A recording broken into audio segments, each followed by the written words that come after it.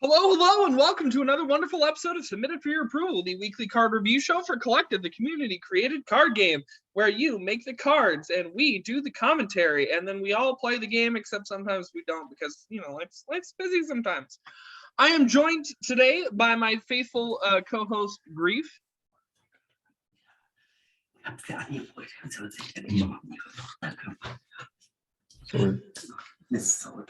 And I am also joined by my faceless, voiceless, disembodied co-host, Empty Folder. Hello, everyone. Are you there? We've reached you. Okay. Empty Folder's a ghost today, guys. He has some stuff going on. So let's jump straight into it with the accepted submissions. These are cards that are in the game, and you can add them to decks if you want, and you can play against them if you have a friend who's running them. Neon Rush Rebel is a 1-drop mind 0/2 human trickster from Aesthetica with agile and entrance. This gains a permanent +1 attack. So aesthetics aside, I mean, this is actually a pretty good attempt from Excalibur Mech. It's a little simple, but it's neat. This gives a pretty nifty 1-drop to Aesthetica that you could play around with, make it a little bit bigger. Kind of goofy, but I mean, it's just a nice, good, full little staple filler card. Grief, what do you think of this? It's just a good aggro card. Basically, there's nothing else to it. Mm-hmm. Well, you do have to find a way to blink it to even get it to 1 attack, which is kind of the part about it. But you can make it potentially bigger. It's a 1-drop agile with 1 attack. It hits face. Oh yeah, it gains 1 attack when it hits. Yeah. I'm tired today, guys. I've been having a rough day. Empty, what do you think? Yeah, I mean, I've been seeing some Aesthetica support getting in recently. It still has a really long way to go, especially with how strong standard decks are right now. But this is good curve filler, and they have a 2-drop to play right after this that synergizes. So yeah, so that's good stuff. Fever Dream is a 5-drop mind hallucination from Hallucinagetica with banish a unit, and if the unit was allied, create a 0-cost copy of this at mill 5. So the obvious use, you can use this as a banish a card. You can also use this as a pretty strategic mill if you play in with some strategies that's got some spare tokens and stuff. I think this is pretty neat, and there's some pretty interesting synergies probably to be had with that. But the man to talk to about awesome potential mill synergies is Grief. So get talking. The thing with this card is it's kind of in a weird spot. In most cases, it's cute that you're talking about the mill effect. In most cases, it is a 5-cost banish any target. Mm-hmm. That's it, for the most part. That's also the part of the card that most people don't really like, because it's just generic removal. The cool thing about it is the weird interaction where you can just go into a mill ad nauseum, where you pay 5 mana for 5 mil to banish a card on your side, which is cool and all, but you need the targets on the board to be milled for the mill to be effective, for the mill to actually happen. Then you get a 0-cost version of Fever Dream to just kill a dude or banish a dude, or you can keep going with milling.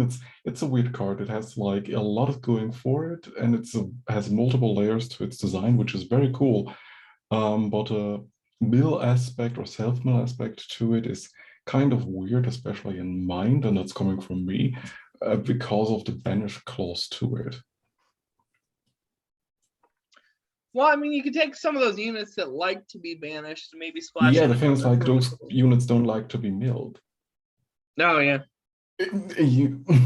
Yeah. Well, I mean, yeah, but I don't know. Empty, what do you think of this? I mean, you can combo this with a private security guard. Yeah. I mean, you will be milling yourself a lot, but as long as you don't go completely out, there's no mill deck in standard, so you'll be fine. But yeah, as a base, just having a 5 mana remove a dude is completely fine. And the fact that it has this interesting sort of side thing going on with the milling, it's just a standard staple that maybe has cool implications. with some like niche deck. Mm-hmm. I like that for its versatility. Interspace is a 0-drop Mind Portal from Black Rift with your opponent chooses a card to banish from your hand and scouts a card to replace it with. You repeat for them. So at 0 cost, you get a little bit of hand interaction. Your opponent gets to look at your hand, throw a card out, and you get to look at a card of your opponent's hand, throw a card out. This does have 4 choose windows on a 0 cost card, which is kind of gross, but it's really, really cute. There's a limerick in the flavor text, like that just makes me smile. I'm glad to see that this Apper art got used. Viability questions abound, and I do not have an easy answer for that. And I'd actually like to hear Grief's thoughts on that, because this is cheap hand interaction. This is too cheap hand interaction. Like we're looking at a 0 cost and interruption that you don't care about if you're actually just playing. If you're just playing a control deck, oh, like here, get rid of anything that you have and get the worst part of it. I don't care. I'm probably using the tools anyways that I have at my disposal. I'm just going for one-for-one trades or wiping the board. Who cares? This card shouldn't have been at 0 cost. It's way too cheap for what it does. You don't care about the scout your opponent is doing because you've already gotten rid of their best card anyway. But I mean, you're going -1 off of this as well. Who fucking cares? I don't know. Like, the thing is, like, you're getting -1 of it, yeah, sure, but your opponent can get a completely unplayable card. Yeah, I don't know. As obviously the Black Rift Realm designer, I think this is very cute, very amusing. I like seeing stuff like this. I mean, of course, I play single player, so I don't really have much to say on balance. I think it's probably fine for the most of the time because you're -1ing yourself. But... No, this is absolutely busted and shouldn't be in the game. Okay, well, I mean, so you know, it's up to see an update. What number would you put it at? At least 1, but 2 is probably correct, and that kind, it's a little bit of a weird gimmick, but still, it's kind of unconditional hand disruption. The only condition is, oh yeah, cool. My opponent can sculpt sculpt 1 card on my hand, but I get full complete hand information of my opponent with a already established control set. Oh yeah, you can play this in Vitric for a 0 cost action. Yeah. Yeah. Empty, what do you think of this?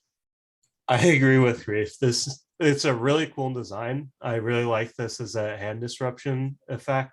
Like your opponent gets to disrupt you first. Like that's pretty interesting. But this needs to cost at least 1 mana. I think this should be updated pretty soon. It's just too strong of an effect, especially since Brick's in the game, so you just get free XP. Yeah. I do think it's interesting because this, like, we're not for the word scout on this. This is like so close to like a Verstalt type thing. Like this could have gone in either realm. And it does definitely have those like mind game vibes. And that's what excites me about this card. Yeah, I mean, it's Apra art. I feel like Black Rift fits it pretty well. Yeah. Well, yeah, as far as the artistic side of it, but I just mean like the effect side of it. But yeah, I'm glad. I love the Rift. I built the Rift. Dunewalker Raider. Okay, so these are the active submissions. You can vote these cards into the game or vote them out of the game if you have enough. If you have enough friends, you can just get them all to play the game and just swarm vote on stuff. Dunewalker Raider is a 3-drop mind 1/3 Feywind warrior from Mirage with Agile and Summon. If this costs more than 0, create a copy of this in hand that costs 1 less than this. So what I love from designs, you tend to see a lot of these designs coming from either Wujek or Spike. Although you definitely see some of these designs coming from all different corners. Where it's like, this card is like very knowledgeable of like the different like kinds of decks that people can build, and is definitely would work really, really nicely in a couple different decks. So this works obviously in like any sort of swarm. This does work pretty well in like things where you can splash, because if you splash, then you get an extra can get a 4th copy out of it. This cares about non-native. This cares about one attack. This cares about. There's probably stuff I'm missing. Like I feel like this is just really cool, really creative, and that's why I wanted to highlight it. Empty. What do you think of this? It's a pretty neat design. I just think it might actually be a bit too slow for the like Ash aggro deck. It generally has like a pretty tight curve. And what you want to be doing with this is like dropping this on turn 3, and then next turn you drop like 3 of them. But that does take like a lot of power out of your turn 3 because this is a bad 3-drop.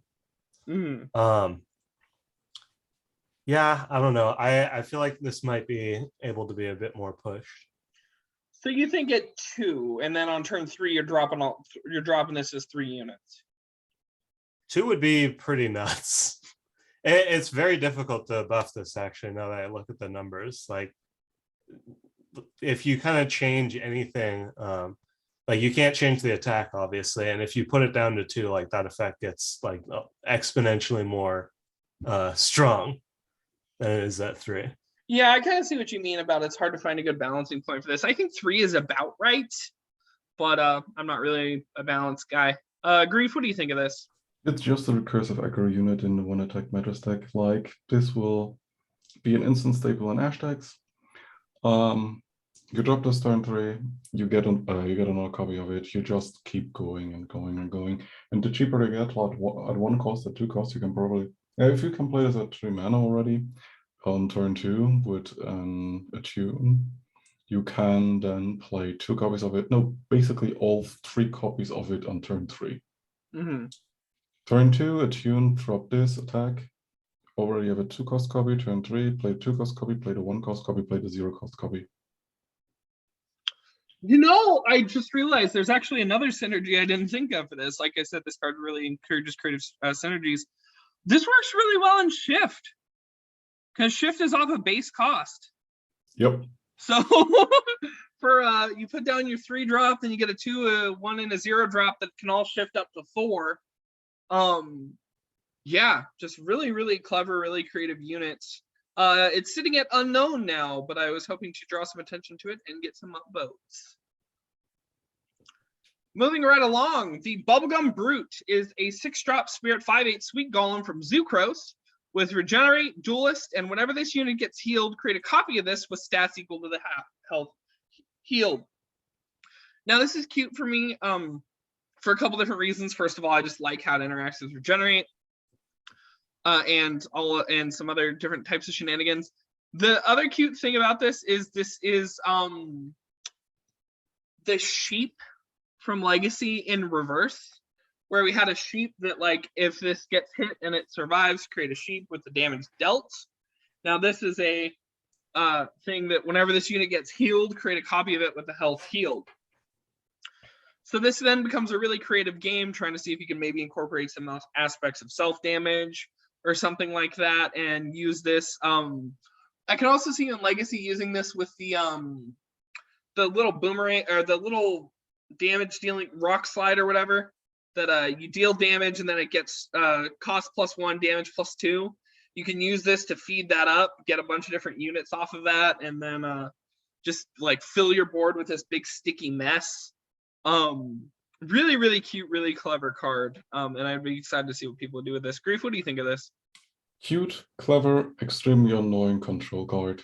Because this is it gums up the board, Grief. It gums up the board. Yeah, with fucking dual lists. Would regenerate. Even just putting a 3/3 duelist out with it, because you're doing this thing sticks. Yeah, sure. You basically kill anything that's up to a 7-cost unit in most cases, because they usually trade a lot of stats for good effects. If they're above a 6, if they're above 5 HP, cool. But most of the time, okay, you can hit this with you can make this lose like 3 to 5 HP. End of turn, oh, you're getting another 5 to 4 damage duelist on the board. And from there, it just snowballs. Yeah, I can see why people would be very caught. And I mean, it's sitting at 1, so it's probably not going to get in. I think it's cute. I just think it's cute, and I wanted to talk about it and highlight it. MD, what do you think of this? Yeah, well, we have a lot of scaling duelists, but this is the first one I've seen that exponentially scales. Mhm. This just creates like really miserable board states where like playing a unit isn't just nothing, it like helps your opponent develop their board for free. Yeah. I don't really want this to get in. Like, it's just not fun. Anything that you're playing will be instantly dueled by that freaking Bubblegum Brute, and afterwards you can. The thing is, like, you can even put like HP on top of it, because just gaining HP doesn't heal the card.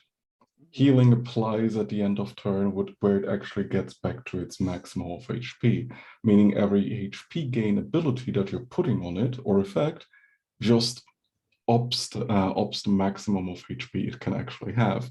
Meaning if you hit it for 5 and you give it like, and this gains like 2 HP extra, oh yeah, it now heals for 7. Yeah, getting even a bigger damn brute. I do like, and I thought you were going to say this, Empty, when you were talking. It's the first scaling duelist that scales sideways. So I have a question to ask you guys, actually. Without duelists, do we think this could work? Because then it becomes, I think, a lot more of a build around, a challenge. Do you want to do the self-damage route? Do you want to do something else? What do you mean with build around? You just attack with that thing or block. Oh, good point. Good point. Yeah, then it just becomes really punishing. Like if they block it, they get. But I think it's fairer. Do you think that would work? I mean, I definitely prefer that. I still don't think it completely like fixes the design. No. But at least it's like better. I think I'd be more interested. I think that would be fair and fun to play around with. But what's up with you with those cute cards that are totally busted? I'm the guy who made Mass and Many Men, so these questions answer themselves. And then I did Ancient Power just to freaking drive it, or Ancestral Power just to drive it home. Okay, Strive is a 1-drop mind action from Verstalt with draw 4 cards. Your opponent secretly chooses one of them. When you play that card, your HP becomes 1. First of all, I just want to congratulate Empty for, again, just like so challenging my conceptions about what collective card art can be. And like, I absolutely just love that he's put so much love and care into the aesthetic direction for this realm and just making it so different from what we normally see. Effect-wise, this is just such a puzzle, and I really, really enjoy it. Notably, a while back, Huapka approached me with a design and said, hey, I think this could go in your realm. Could this go in your realm? And I said, yeah, please, thank you. So we have a card called Snake Oil Saleswoman that, if I recall correctly, what it does, it sets your HP to what it was at the start of the turn. Yeah.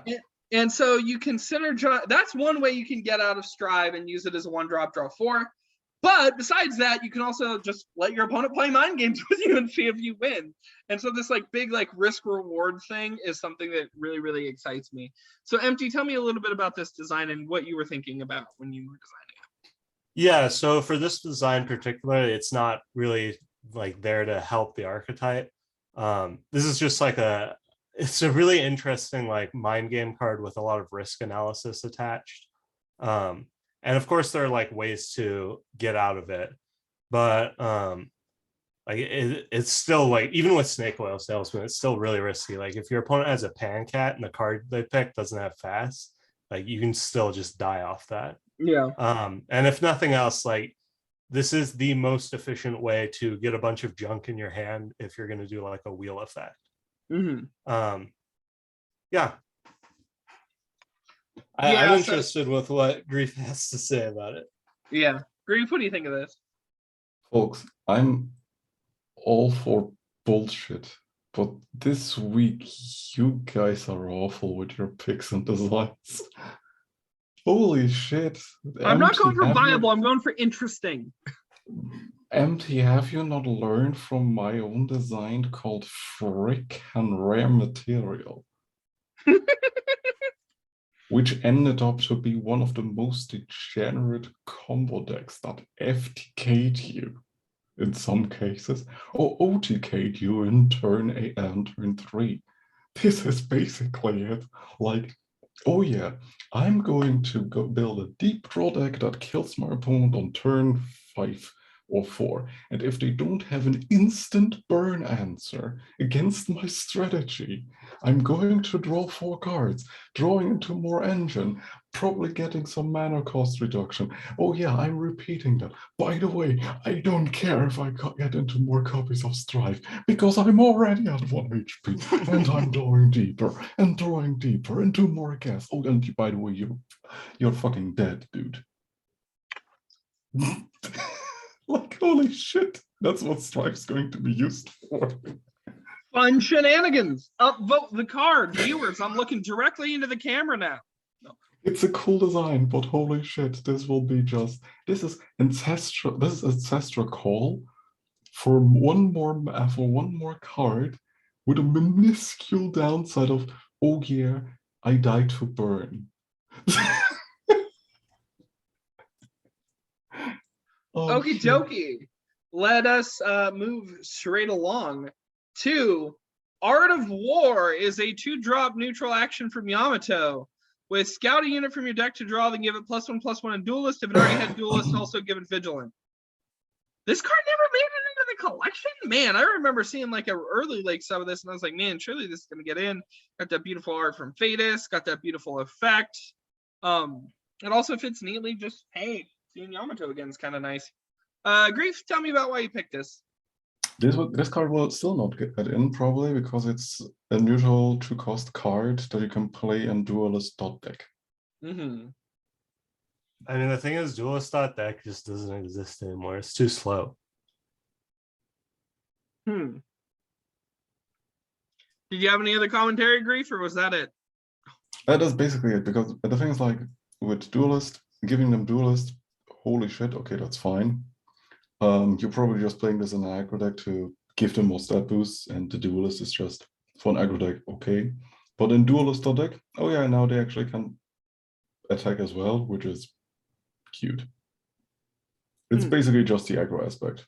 Yeah. So you basically, so in short, you forget about the vigilant part and play this in any kind of aggro deck, because oh yeah, now all aggro pieces have duelist as well. Yeah. MT, what do you think of this? I mean, I don't know. It's just support for the duelist deck. We've covered it before. I don't really have much else to add. Okay. It's on the document. I make sure we talk. We all have a chance to talk about it. That's all I do on this show. Like, I'm not here to give like actual feedback or anything. The Charge Geode is a 1-drop mine 2/1 crystal elemental from Terrador with Entomb, gain 1 mana next turn. Sitting at 11 votes. Got a beautiful art by Spikebird. This is almost exactly Courier Knight. It is. Empty. And now everyone can play it. And now everyone can have a Courier Knight. Everyone can have a Courier Knight. All non-decks can have a Courier Knight. Yeah. Lazaro will be happy to have a Courier Knight because it's an elemental. Yeah. This I guess I kind of got this train started a little bit with what is it, Mr. Monkey Business. We should just port all of the hero rewards on the cards, just all of them. We're gonna make some Wisp versions of the Bird Doctor rewards and just stuff like that. MT, what do you think of this? Yeah, I mean, this is just a very, very good 1-drop. I think this is going to see a lot of play just because like accelerating your mana is so good, especially right now when we have like just a ton of tempo and aggro decks. Like having that 1 extra mana, or even 2 if you have an Attune in hand, is just going to be huge. I think this is just going to be a staple in just a ton of different things.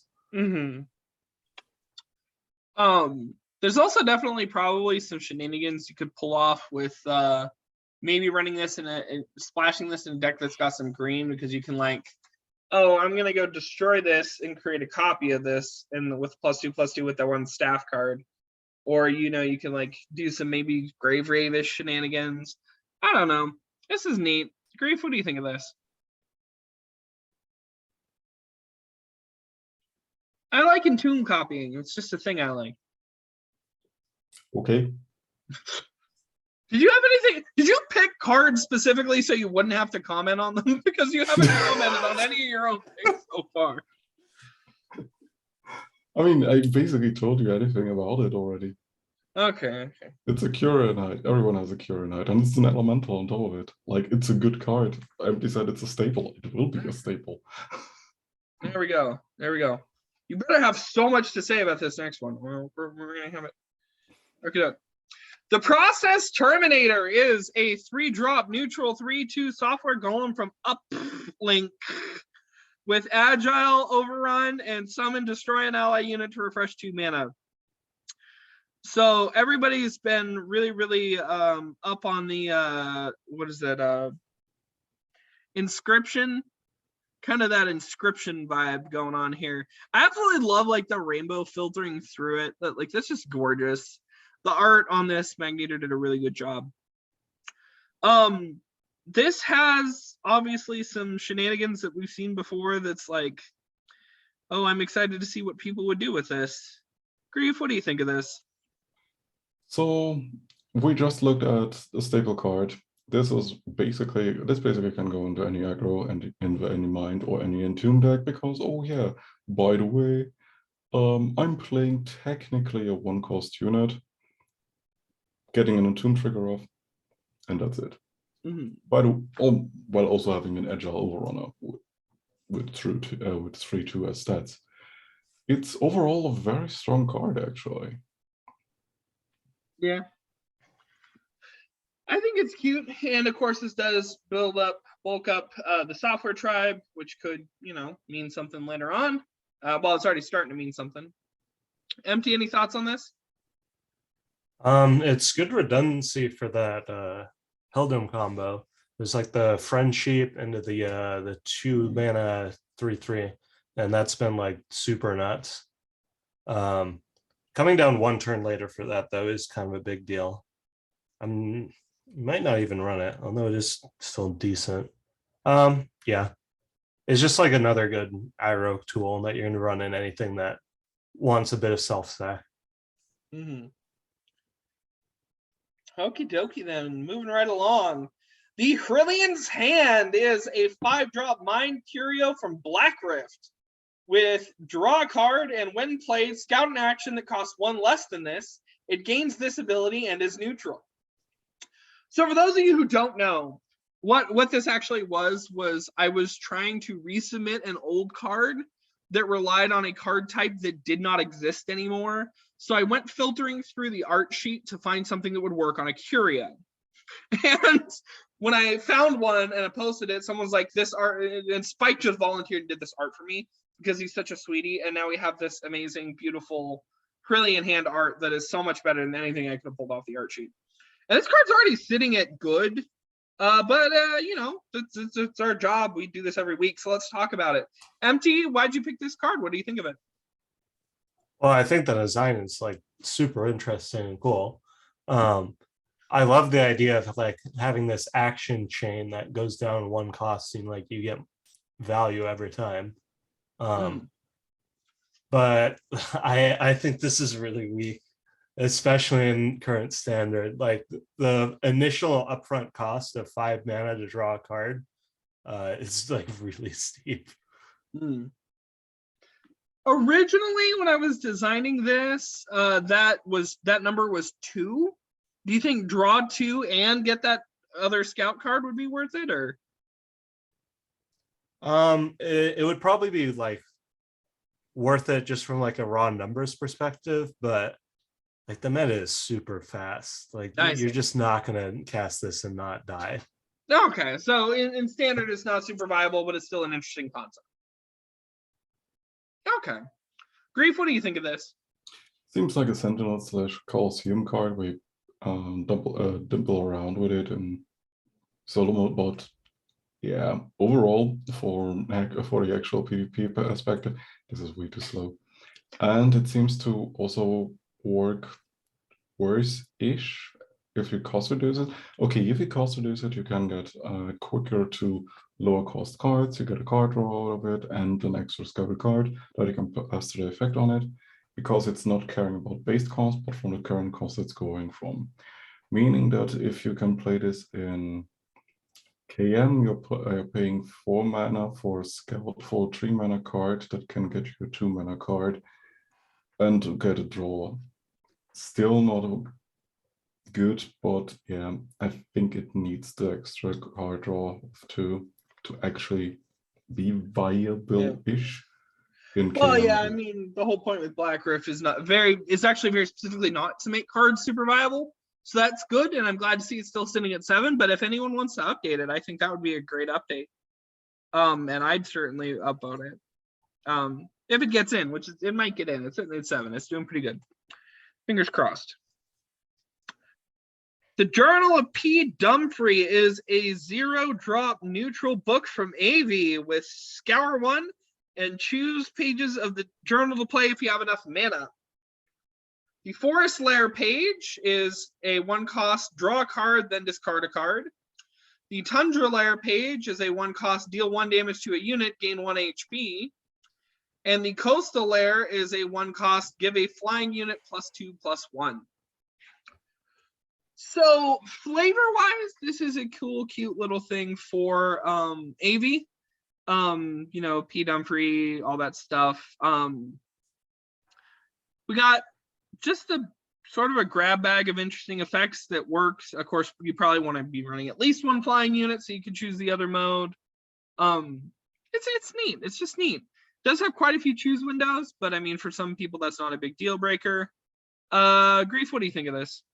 Oh, I mean, just has 2 choose windows technically. Well, 3 if you're going for the Forest Lair card, but why wouldn't you? For the most part, sure, you can actually play this as a 0-cost Scour card if you just want to trigger off. If you just want to trigger Victric pretty quickly for just 1 Scour, so you can get rid of Shaft. Can also trigger your Shards. But overall, there are only like 2 modes that you really care about, and that's the Forest Lair and the Thunder Lair. Thunder Lair being basically a Scour ping against any kind of 1-cost unit, and it gets you 1 HP. And the Forest Lair is just good card, a support for any kind of discard engine. Fills your grave, allows you to dig a little bit deeper. You can scour either a card that you want or scour past it, so you could dig 2 cards deep into your deck. The buff itself is something that only 1 deck would probably utilize, and that's Heldem with Protector Cassiel. Yeah. So she's a flyer, that's an extra buff for her, just hit face with it. Overall, just solid design with many applications, but yeah, technically has only really 2 modes that you want to use. Empty, what do you think of this? Yeah, I really like this design. It's like a bunch of like little effects. I do kind of wish the Coastal Layer effect was like a bit more usable just generally, since the other 2 effects are like, they do have some synergy like the Forest Layer, but they're more like generally useful. So having that there feels a bit out of place. But then again, like, of course, if you're running this in Heldem, like, it's very easy to just get some value off of that and then just run this as a general ping. I'm a little bit hesitant, like giving Brick another staple that's just a ping, but like it doesn't have rebound or anything. And it's a bit more like, I don't know, general than Vicious Stare was. Yeah. Okay, and our last pick of the day is Null Call. Is a 3-drop mind spell from Hallucinagetica with choose a unit from your deck, create a copy of it in your hand, with entrance, banish this, and shuffle your deck. So there are 2 classes of opinions on this kind of card. There are the people who acknowledge and see all the broken potential something like this has if put it into the card pool, regardless of which card pool it's in, and the interactions it would cause, like sort of a mass of many men problem where you have like it's waiting to be broken, and say, I don't want to vote for this card. And then there's the people who think all of those things and just don't care and just want to see the sparks fly. I am more in the second camp, but this card's sitting at 0, so I can probably guess where most other people sat. Empty, what do you think of this? It's a really like interesting effect with a lot of implications, but it's really costly for what it does. Like a 3-mana tutor is already pretty expensive, and like that is a huge downside. Like you really have to be like working and like doing some weird stuff in order to turn that into like an upside or not a downside. I can't really think of too much off the top of my head. Oh, I think the original versions of this made it cheaper or something. I might have been thinking of the Card Lab version. My apologies. Yeah, if it made it cheaper, that would be like even like a 1 or 2 cost reduction. That would make this like way better. Yeah. So I might have been thinking of like a Card Lab version of it or something. As is, this is kind of lackluster, but I could still even see the potential for this to really go sideways. But I like tutors. I think we should do something with this. Great. I like tutors too. I really like this design. Like, I'd love if this got in, but I'd also love if it was a bit better. Yeah. Grief, what do you think of this? 3 mana, grieve yourself, except if you're playing the dude that wants to be banished. Private security guard? Yeah, private security guard. So you're searching out for 3 mana private security guard copy. So you still have all your 3 private security cards in your deck / in hand. So you put that card on. It banishes itself. It creates a copy of itself. Woohoo! Cool. All that for basically 3 mana plus. Cool. Order application. Neon cards that actually return to play when they're banished, or do stuff and leave stuff behind when they're banished that also attacks. All that for the cheap price of 3 mana and grieving yourself. It's kind of a very wonky tutor. I love tutors, but since it's so specific with its targets that you want to use, like, it's not even making them cheaper, it's just putting a huge fucking downside on them. I don't really see why this was created. Okie dokie then. Yeah, I think, I don't know, as it says, it's kind of lackluster, but I can definitely see people like scrambling to find something neat they can do with, if only I can tutor out my XYZ, whatever. I'm sure there's stuff in the legacy pool that has summons that are probably good enough, even if you don't get the body off of them. But... I mean, you're still paying for the unit. Yeah. But I mean, like, Geschlorp. The body isn't that consequential. No, you have to consider, you're tutoring for 3 mana and doing nothing with your turn. Yeah. And the card that you're tutoring has to have so much high impact that it brings you back or has like extremely good synergies with the entrance banish effect. Otherwise, you're just tutoring basically a body, basically an action that you still have to pay for. Okay. So I'm going to stop the share. This was a fun week. There were some interesting things. I really liked seeing some of the different things going on. Seeing some more stuff out of our Stalt, seeing I'm sure there was something interesting here. What all were we looking at? Oh yeah, cards. So like, comment, and subscribe. Remind me why I'm doing this, guys. Like, I do this just for you guys. Like, you know, I don't know. I do this out of the kindness of my heart. It'd be nice if I had some warm words thrown my way. Tell your friend to play collective. Like, come on, guys. It's a fun game. Thank you very much, Grief, for joining us. Oh, it's always fun to be here. I'm still feeling a little bit under the weather. Oh, I hope you feel better soon. And thank you very much to the Ghost of Empty folder. Yeah, thanks for having me. I hope you have a nice time in the afterlife. So yeah, like, comment, and subscribe. Remind me why I'm doing this. Keep on playing collective and keep on voting on cards. Bye. Bye. You-